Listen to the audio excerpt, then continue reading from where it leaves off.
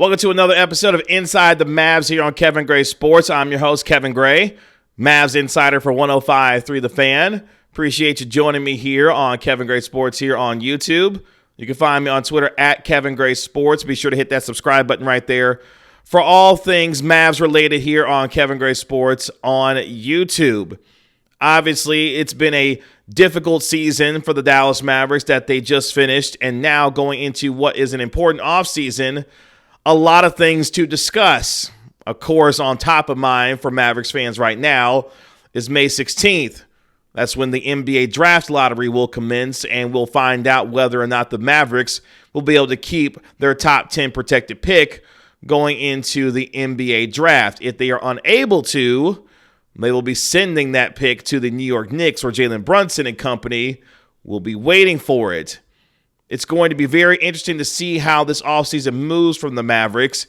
If you missed anything from my interviews with Tim Cato of The Athletic or Grant Afseth of Mavs SI, be sure to go back and check those out as we go really in-depth into not just the breakdown of the season, but also what could be coming this offseason for the Mavericks, including the fact that it may be a volatile trade market this NBA offseason, given the weak free agency class that we see this upcoming season.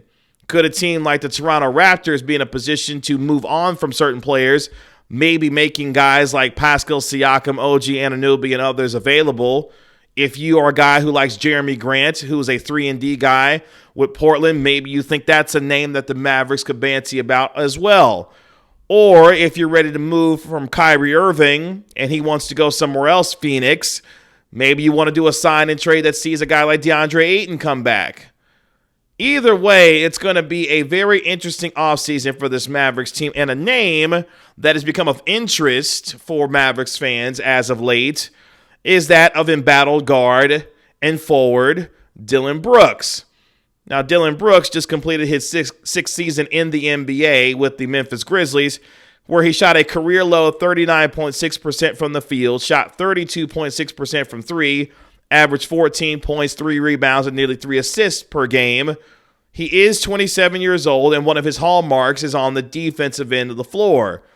But he decided to poke a certain bear this postseason in the form of LeBron James, and LeBron James bit back along with his Los Angeles Lakers, dismissing the Grizzlies in 6 games, including an embarrassing 40-point drubbing in Game 6. Dillon Brooks was nowhere to be found as he continued to talk after everything concluded about what happened, and you couldn't find him in the middle of the series when LeBron James and company were embarrassing him and his Memphis Grizzlies teammates. The Memphis Grizzlies have come out and since said that Dillon Brooks will not come back to that team under any circumstance. Do you realize how things got to be if a team tells you in the middle of a playoff run after exit interviews are over with, hey, don't worry about bringing yourself back to the team next year. We'll leave your stuff outside the door. You can come get it, but your key card won't work tomorrow morning because you're no longer a part of this franchise. So for Dillon Brooks, after an embarrassing playoffs where he was trolled all through the playoffs because of what he said and the lack of what he said once he got called out for it, now is going to be looking for a new home, and some Mavericks fans want Dillon Brooks on this team. Now, I spoke to a team source about the idea of what Dillon Brooks and how Dillon Brooks is viewed across the league, and I can tell you that he isn't viewed favorably around the league. In fact, the source that I spoke to said that, quote, they like his defense a lot, but they have big questions about his character and his IQ, describing Brooks' shot selection as, quote unquote, poor, making it a difficult fit for Dallas if Dillon Brooks were to come here. That doesn't inspire a lot of confidence if you're a Mavericks fan looking at your situation where you have got to find defenders that can not only shoot the basketball, defend on the perimeter, and then be able to help with the front court if you're wanting the Mavericks to find a big man to be able to anchor down the middle. The Mavericks right now are desperate for wing defenders, athleticism, and young ones at that. The example that I will continue to use is the Los Angeles Lakers and how they were able to remake their team at the trade deadline. They got younger, more athletic, but more importantly, they found players that fit the defensive identity that head coach Darvin Ham is looking for. And obviously for Jason Kidd, his calling card for the last couple of years here in Dallas has been on the defensive end.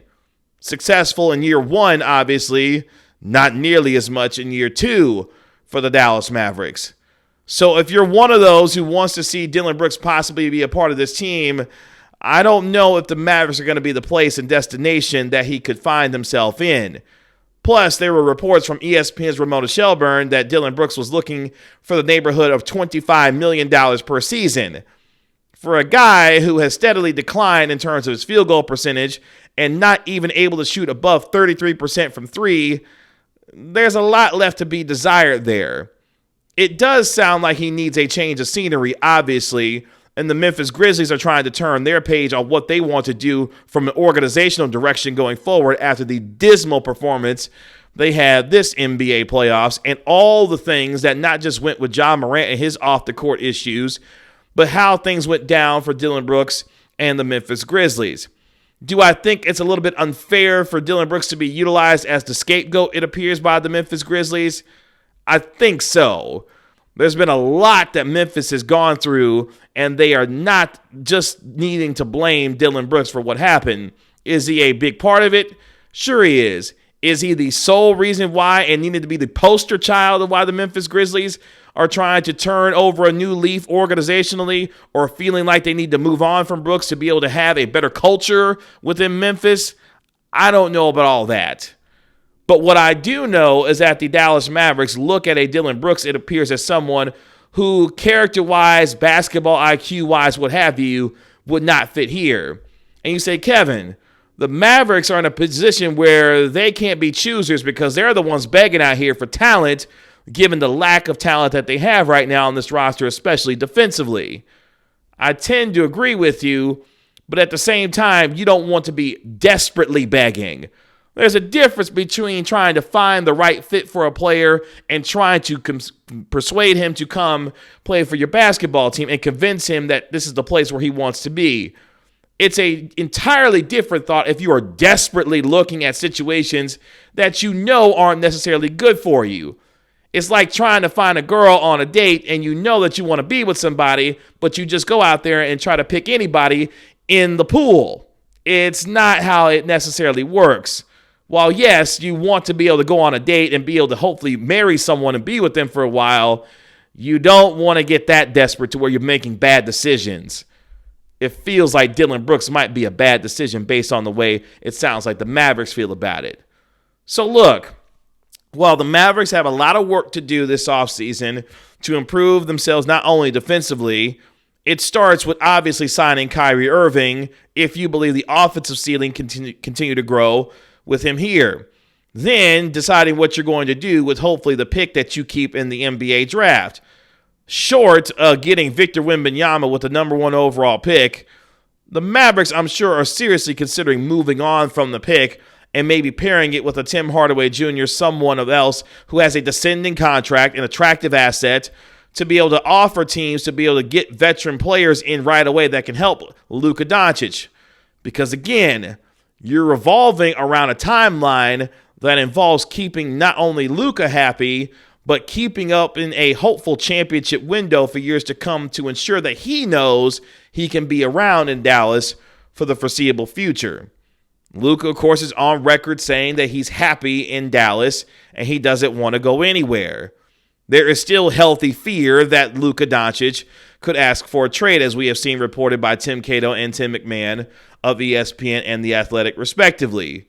So with that in mind, while you don't necessarily feel concerned about Luka asking for a trade, you want to, if you're the Mavericks, continue to ensure you're doing everything that you can to take the correct, smart swings at players that can help you and not destroy a locker room or be given the appearance that can destroy your locker room. And if that is the case, Dillon Brooks doesn't sound like the man for the job at the moment. But the Mavericks are going to be in position where they're going to be attached to a lot of names this offseason. That is because the sense of urgency is there for them in order to try and improve this team and to do it rather quickly. And if they can get themselves back into contention in the Western Conference as soon as next season. It all is about smart, nice, comfortable moves that make sense. You say, Kevin, smart, nice, and comfortable. That doesn't sound like the Mavericks will be any kind of sense of urgency. They will have a sense of urgency, but you cannot be desperate, and that makes you have bad decision-making when it comes to your front office. We'll see if the Mavericks are able to do so, and if they are, there'll be improvements that are made to help this team grow going into next year. Again, you can find me on Twitter at Kevin Gray Sports. You can definitely download and subscribe to my podcast, the Gray Area Podcast. Again, make sure you hit the subscribe button here on Kevin Gray Sports for Inside the Mavs. Again, Inside the Mavs here on Kevin Gray Sports. Follow me on Twitter and Instagram at Kevin Gray Sports. Until next time, I'll talk to you later. Peace.